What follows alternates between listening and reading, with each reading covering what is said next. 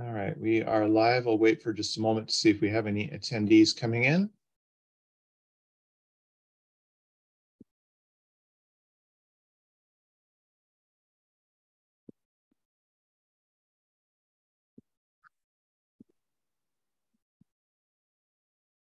And actually, Captain McDonald, at this point, we have no public attendees. So I don't see any need to do my song and dance. I'll just hand it over to you. All right. Thank you, Scott, for getting us going. I appreciate everyone making today for our local Public Safety Coordinating Council meeting for March 6, 2023. I'd like to welcome Chief Luke Straight from Milwaukee Police Department, who is our new representative of the Clackamas County Chiefs of Police. He is taking over for Chief Schmerber from Gladstone. Thank you. For attending. Also, just as an update, Commissioner Ben West will be the representative from our Board of County Commissioners moving forward. I'm not sure if he'll make it to our next meeting, but I know he was not able to make it today. I have a couple of housekeeping items for the consent agenda. I think we need to do these individually. Those are just our approval of minutes. I would ask a motion to approve the minutes for October 31st of 2022. Mary Rumbaugh moves. So we have a motion to approve the minutes for October 31st, 2022. Is there any discussion? Hearing no discussion, are there anyone who opposes the approval? We need a second. Oh, thank you, Adam. If so, a second. Thank you for the second. Appreciate it. I got ahead of myself. No opposition to the approval. We have a motion and a second. The minutes for October 31st, 2020 will be approved.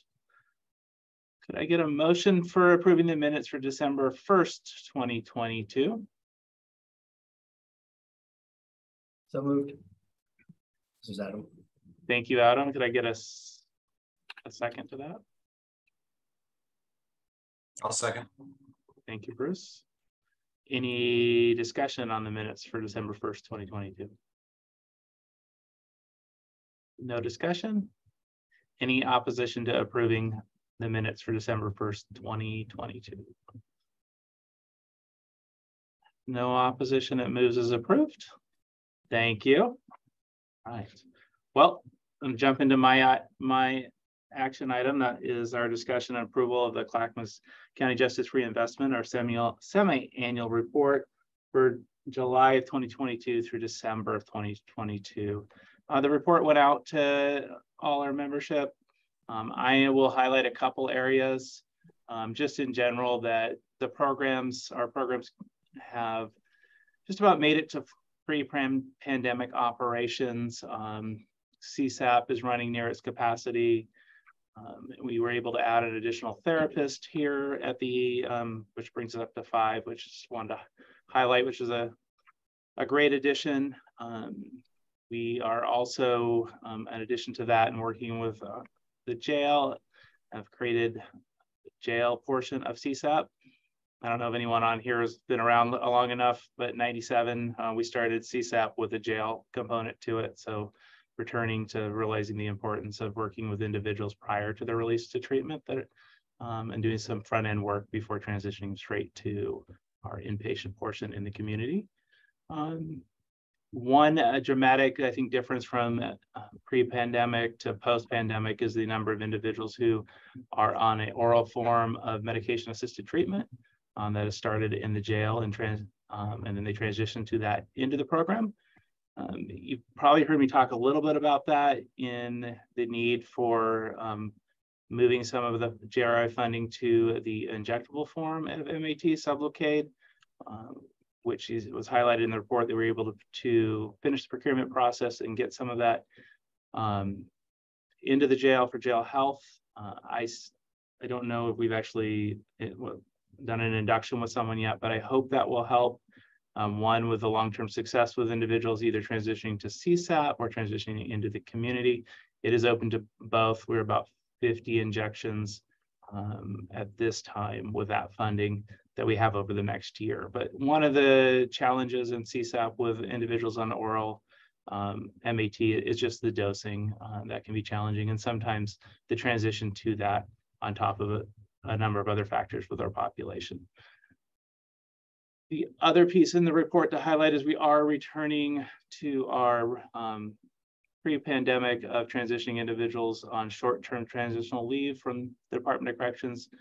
A select population transitions into the residential program and then kind of like stair steps their way into wraparound supportive housing with our Bridges to Change from that. So a little more accountability, but we haven't been able to do that since essentially 2019 or the beginning of 2020. Population for short-term transitional leave has dropped, I think, significantly with the drop in the prison population also. So not as quite the numbers that we had before.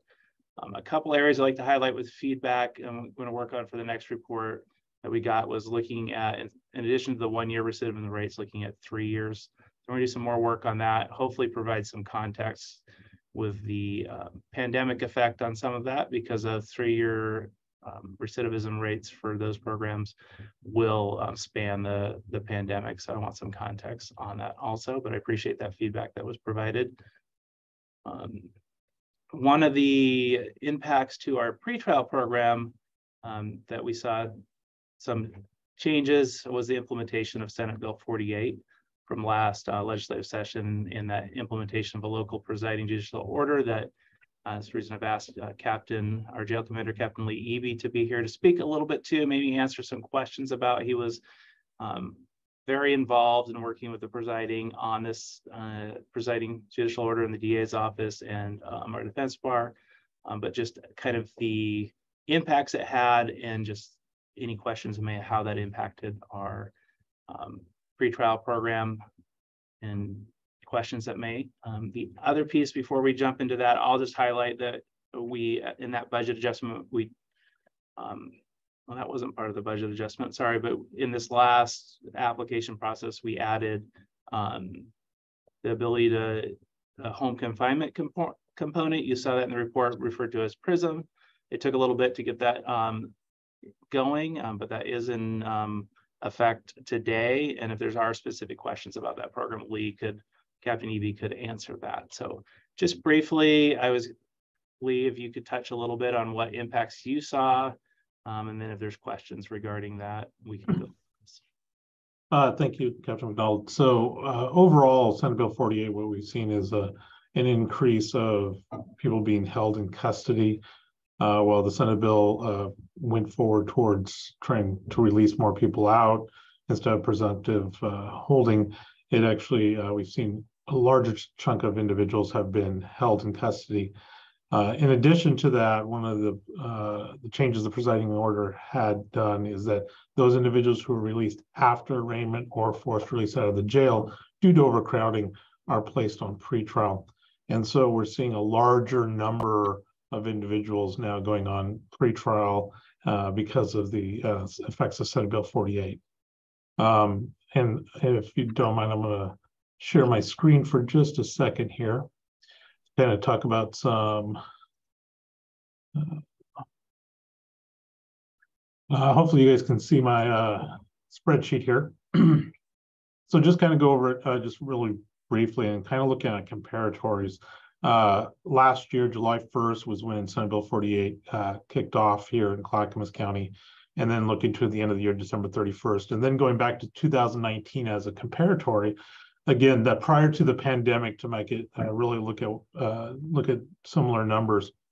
As you can see on the left side here, the July 1st through December 31st, really we have 3 categories of release: release category 1 and release category 2, based on the presiding judge's order and Senate Bill 48. And what we see is about 12% of intakes that are being brought in are being released based on that order.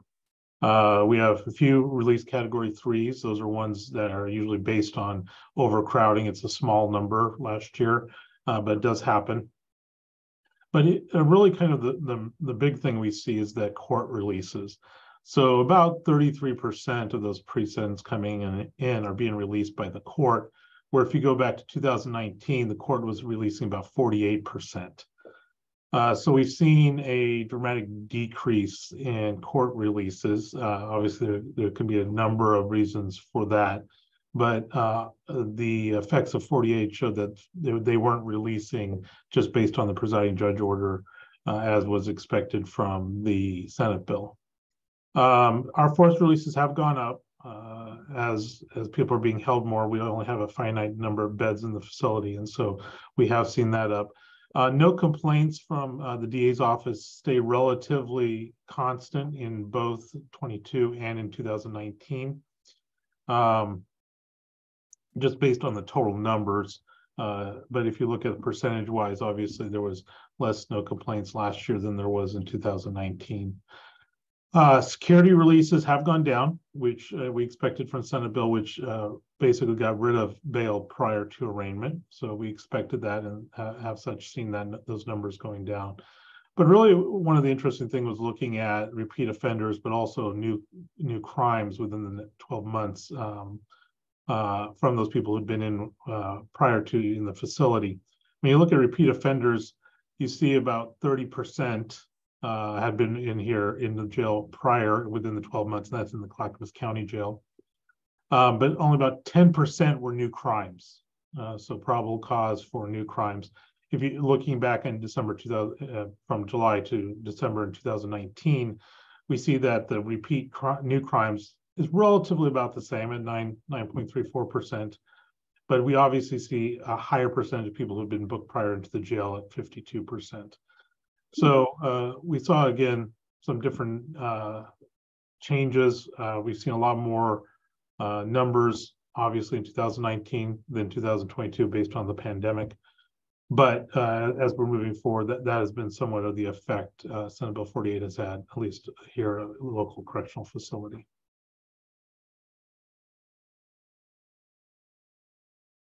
Thank you, Captain Eby. Have any? Open it up for questions. Captain Eby, can you tell us? I'm not sure where I see on there what percentage are released total pre-hearing, I guess. You mean arraignment? Right. So if you talk about 33, about 46%. That's not released at arraignment, basically, or prior to arraignment with the court releasing. If you're looking at prior to arraignment, it's about 12-13%, not including forced releases, which is a separate process. EA Wentworth.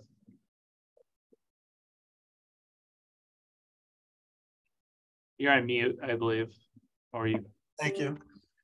Two of the numbers that jump out at me are the significant decrease in the number of men who have been booked and the significant decrease in women that have been booked. And my question is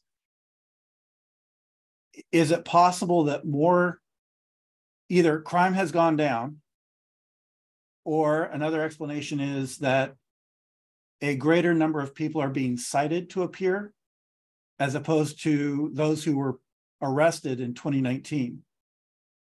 Do you know which that might be, or whether there's a third explanation that I don't know? Well, we looked at that. Obviously, we don't have total control because there's agencies outside the sheriff's office that I don't have all their details. But when we looked at, we know prior to March of 22, there was a large percentage of sites. In March of 22, the jail opened up fully, and those sites dropped dramatically, basically back down to pre-pandemic levels. So when we're looking at just July to December, site-wise, we're seeing about percentage-wise, even though there's more numbers, obviously, in 2019, percentage of site releases are about the same. The percentages or the numbers? The percentages. The numbers are different because obviously there was much more in 2019. Now, the other thing, that is brought into this is obviously Measure 110. And that changes the landscape a little bit. And it's hard to look at some of those comparators. Now, I will say, just again, more ancillary than, statistically speaking, but we are still seeing crimes as a result of drug use. We're just not seeing the arrest of probable cause for drug possession. So there is a difference there. That has changed the landscape a lot here in Oregon. I think I would add the number of people on supervision in Clackamas County, and no longer having individuals on supervision for possession of a controlled substance may impact the number of people being booked. And we're historically, the number of PVs and individuals coming in were a high utilizer of custody beds for very short term, but that would be an impact on booking numbers. And that is true that probation historically has been a high utilizer of jail space. And that, as Malcolm has mentioned, his numbers have gone down in some regards. And so that there is a direct impact on the jail. You also, in those two comparatories, we saw a larger percentage of pre-sentence people in 2022 than we did in 2019. So again, a lot of that probably does have to do with probation and its utilization of the bed space. And I will just say also, just so in the metro region, our numbers are lower numbers in intakes and stuff are also what we're seeing in our neighboring jails, both Washington and Multnomah County and Marion County to a lesser extent. So, but they also had different policies in effect because of COVID. So it's hard to compare them directly.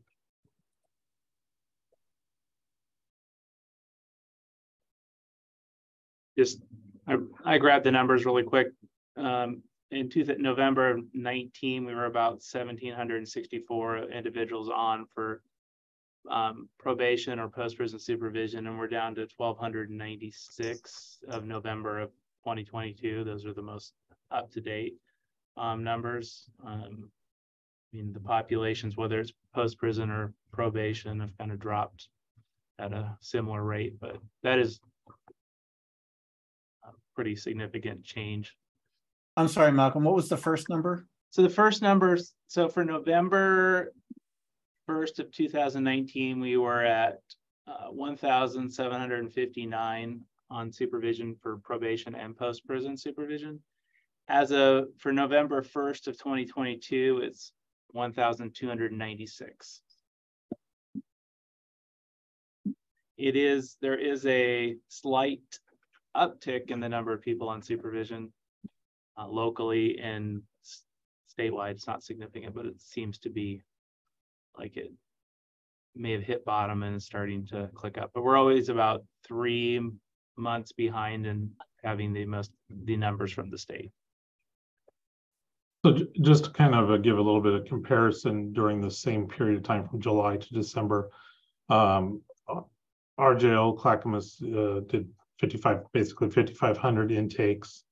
So Multnomah County did 7,900, and Washington did 7,400, and then Marion did 2,400.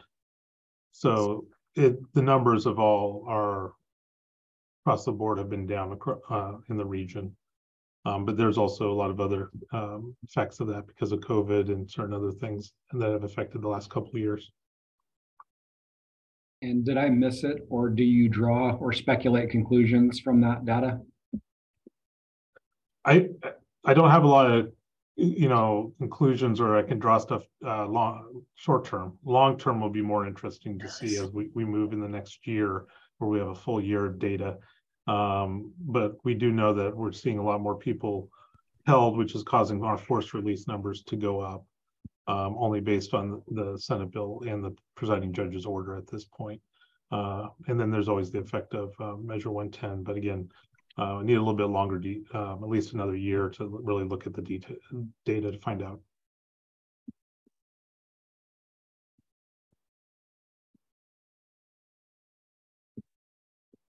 Any additional questions for Lee or additional questions regarding the JRI progress report?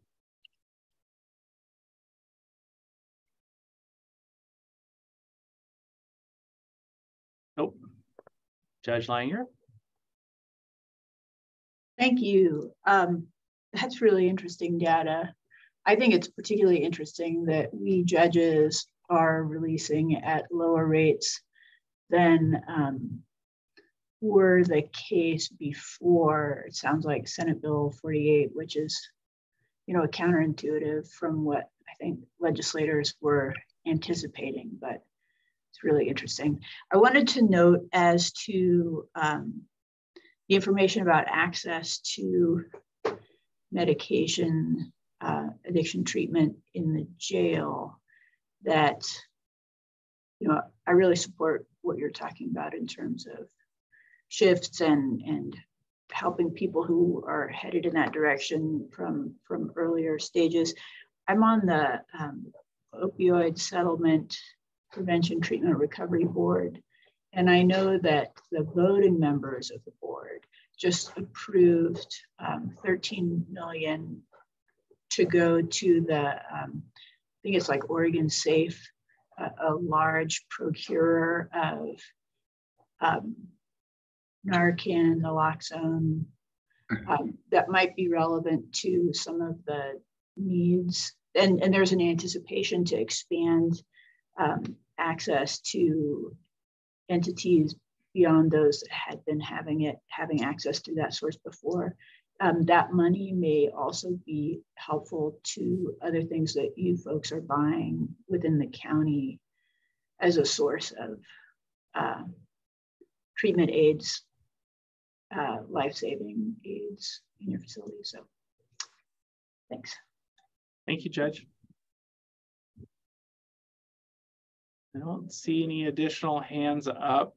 If there's no further questions regarding the report, I would ask for a motion to approve the JRI progress report for July through December of 2022. Move to approve it. I have a motion from Seth Lyons. Do I have a second? I second. Christina McMahon, I have a second. Thank you. Is there anyone in opposition to approving the July to December 2022 Justice Reinvestment Progress Report? Hearing no opposition, it moves and is approved. Good. Well, thank you, everyone. And thank you, Captain Eby, for being present and providing that information and having some dialogue. Thank you. All right. I have a discussion item. It does not, just to bring up, and we'll likely discuss it at the next meeting, and maybe if anyone is interested in being a vice chair with Chief Straight coming on board. We lost our vice chair, and part of the deal was that he didn't automatically become vice chair. He didn't want to take that on. So that is open. We'll need to address that. If there's anyone that's interested or has ideas on that, please reach out to me. Let me know. We can have that. Historically, I'm always here and for these, so the vice chair hasn't had to take over, but that could be, you know, an impact, having someone to run the meeting should I not be available. But I'm pretty flexible in that regard. If there's not anyone that wants to talk about it here, that's great. I just wanted to bring it up. If someone had a comment or wanted to bring something up, I'll create that space.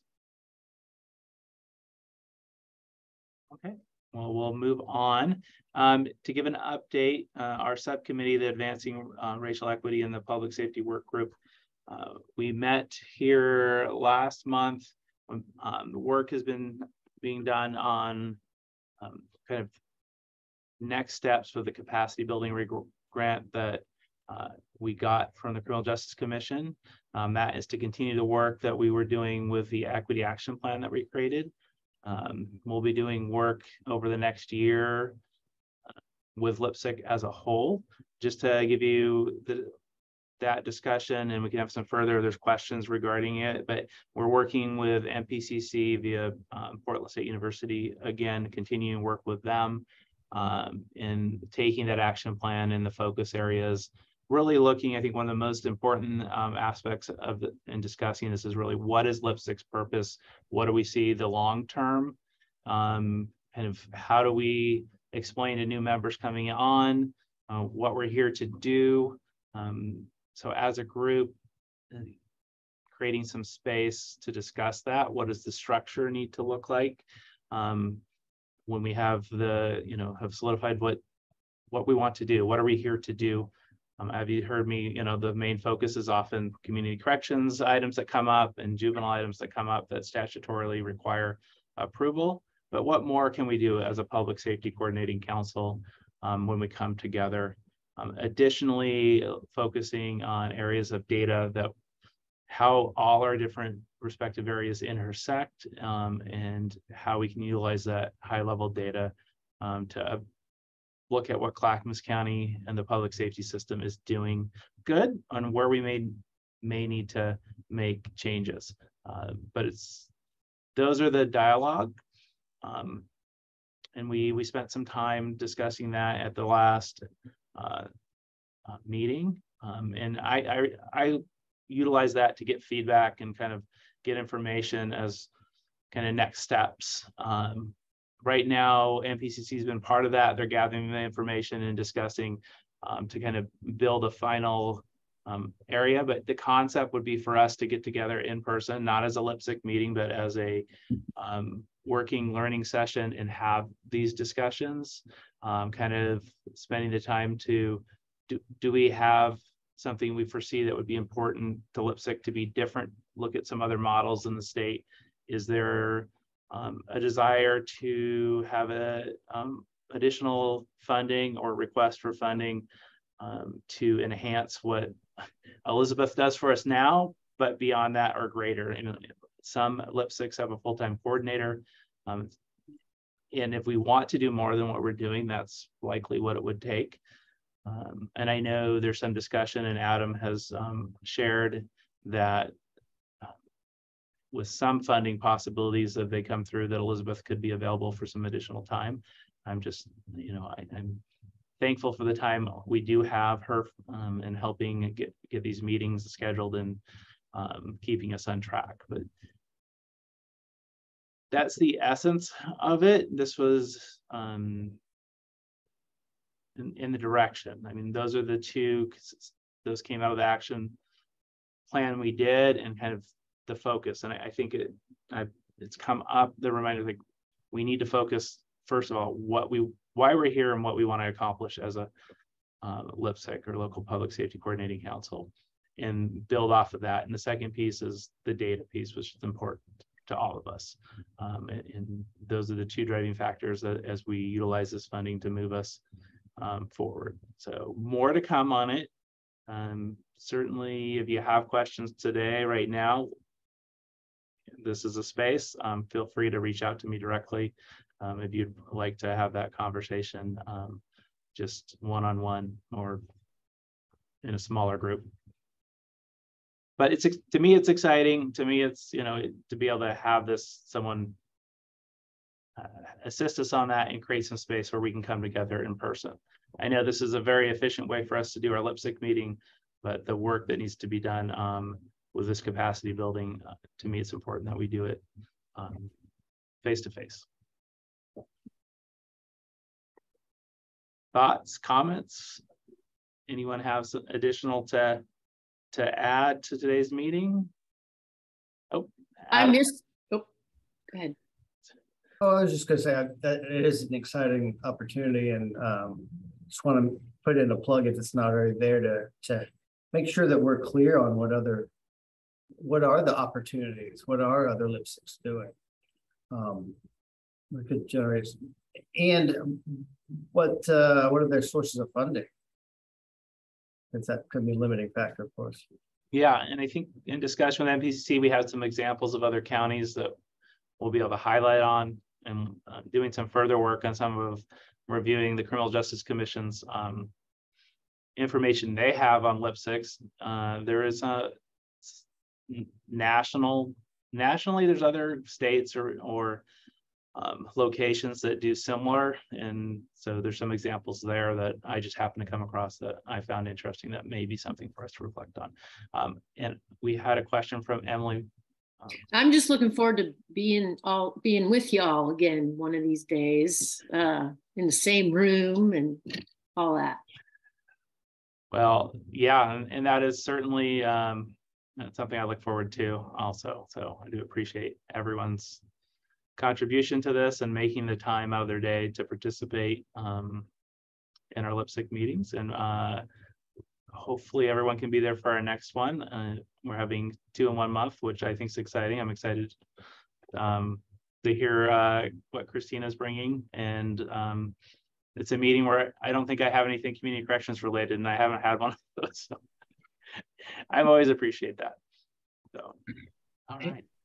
Hey, Malcolm. Yeah. I am just wondering, when we come together in person to talk about really the future, the purpose, where do we go from here?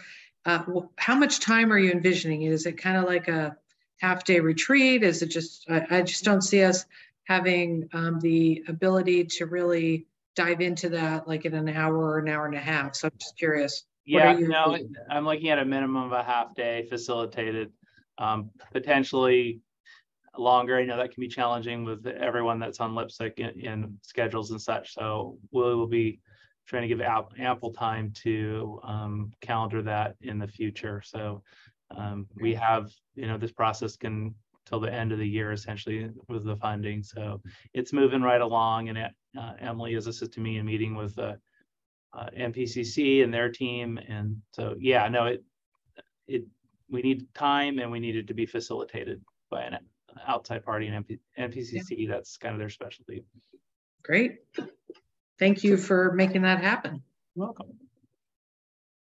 Well, if there's no further items, let me just check before I say we can adjourn with Scott. If was there any public that attended, Scott? No, we do not have any public attendees, nor do we have any questions or comments provided to us via email. All right, thank you. Then we can adjourn. Everyone have a great afternoon and a good week. Take care. Thank you.